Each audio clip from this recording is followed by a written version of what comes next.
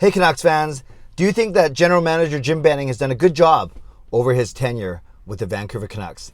Let me know in the comments below. I'm Canuck Clay. I'm the founder of the GLCPC, the Good Looking Canucks Positivity Club. This is my Canucks take all in one take. It's Clay's Canucks commentary for Friday, August the 20th. If you're new, you know what to do. Hit the subscribe button for Canucks insight that's positive, timely, and trustworthy. Want to give two quick sets of shout-outs. The first one to Lee, Simon, and Sian, friends of my beautiful daughter Kayla. Thank you, you guys, for your new subscriptions, and make sure that you treat Kayla well. Also, shout out to Audie and James of the Barn Burner podcast. Thanks for having me on yesterday. A Calgary Flames-centric podcast, but we were able to have a really good chat talking about not only the Flames, but of course the Vancouver Canucks. I'll post that link down below for you to check out. So thanks again for having me on. Let's talk about Jim Benning. And I want to talk about more than just what he's done in this offseason. Rather, look at his entire tenure, his entire 7-year tenure with the Vancouver Canucks.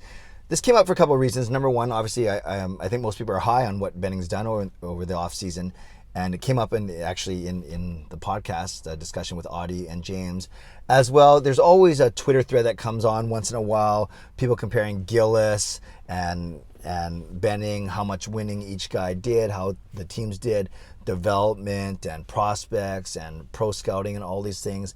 And I think the general thought is Gillis was good. He got us to one game away from the Stanley Cup, was very out of the box, very progressive, out of the box thinking, progressive thinking when it came to diet, sleeping, travel, all that kind of thing. Obviously built a really win now type team that was so good, some really good players.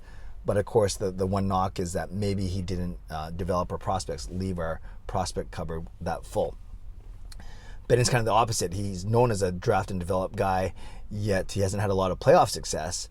And so I think that's kind of where obviously the comparison hits usually. And so this video isn't about Gillis. I like Gillis, but this is, and of course, if the Canucks had won that game against Boston, everyone would be lauding him as the best GM ever. But he certainly has his detractors, just like Jim Benning has his detractors. So let's look at overall 7 years worth of Jim Benning, not just his offseason. The offseason was good. I think we can agree. I give it a B+, because he promised to be aggressive. He promised to build a team made to make the playoffs. I think underneath that, he wants to keep his job, which is natural.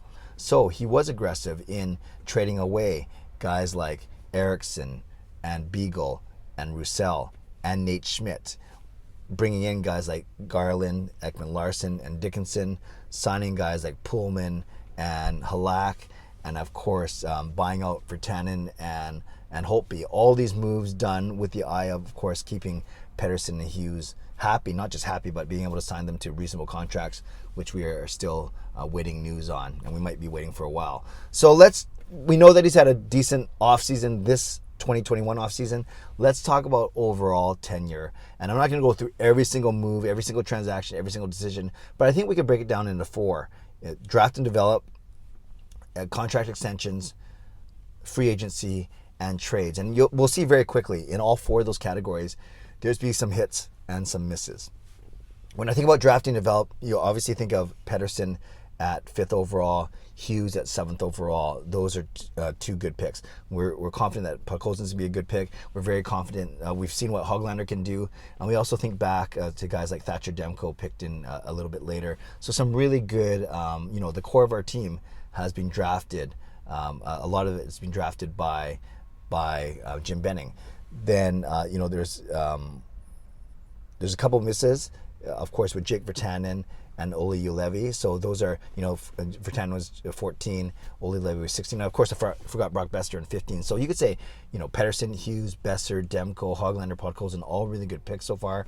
And then you could see the 2 big misses, maybe Virtanen and Juolevi. So overall, I think that given his background as a scout and the type of players that, and a lot of people are saying that the Canucks throughout the league have a really good core, that a large part of that has to do with Jim Benning's drafting and development. So that I'd say that's a good part of his tenure. Contract extensions or contract signings. So I'm talking here about RFAs, guys that come through our system and then have to sign that second contract or that third contract. I think a big test will be how he does with Petey and Quinn. But when you look at extensions to Brock Besser, I thought that was good. Horvat at the time was good 4 years ago. I think that even you see something like Brandon Sutter at 1 year for just over $1 million. I think that's good. So I think there's been and a lot of the guys that come out of their entry level deals, Benning has been good at staying at just 1 or 2 year deals at $1 million, $1.25 million. So he's pretty good at getting good value out of the second deal for these players. There's been a couple misses, of course. Some even recently think that the Hamnick one's too expensive, 2 years at $3 million. But overall, I can't really fault Benning when it comes to negotiating those extensions for the second contracts.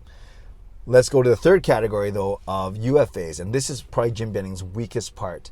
Whether it's a Louis Eriksson for 6 years, $36 million, whether it's a Tyler Myers, whether it is that year where he did Roussel and Beagle for matching 4-year, $3 million contracts. I think there's a lot of those. Eriksson's the one that always pops up. Myers is the current whipping boy on our roster, justified or not, and then contracts like Beagle and Roussel, to name a few. Were there any good UFA contracts that he signed? Well, I think the Halak one was pretty good this year. Oh, Pullman's another one that some people are even debating for this season. How about some ones over the past few years that have been good? I think of guys like Connor Garland, who were traded here but then had to get signed. I like that 5-year, $4.9 million contract. I like the Jason Dickinson one. I guess I should try and go back further than just this season. And I'm trying to think of guys, Tanner Pearson. Some people like that extension, some people didn't. So I'm just thinking about guys that, although we traded for him, so maybe I should put him in the trade category. So overall, as I try and rack my brain off the top of my head, I'm trying to think of guys that they just signed flat out on July 1. And I'd say when you look at the history of July 1 for the Vancouver Canucks, even the Braden Holtby signing didn't work out. Nate Schmidt was a trade. So I think when you look at the July 1 signings or the free agent signings, maybe one of the weaker parts of Jim Benning's tenure for sure. Of course, marred by the Eriksson one, and then more recently the Tyler Myers one. Then let's get to the trades. The trades is truly a mixed bag. I think there's some really good trades. I liked it when we got Tanner Pearson. I thought that was a good trade. I liked it when we got Tyler Mott. I thought that was a good trade. The JT Miller trade has really worked out for the Vancouver Canucks. We gave up a lot, but you have to give up quality to get quality. And even some of the smaller trades, I was fine with Highmore for Gaudette and little ones like that. I was fine when Josh Levo first came to the team. So I think overall the trades that Benning has done has been good. And of course the big one, the one that rocked us this summer with Arizona, the jury is still out on that one, but obviously we're hopeful in a guy like Connor Garland.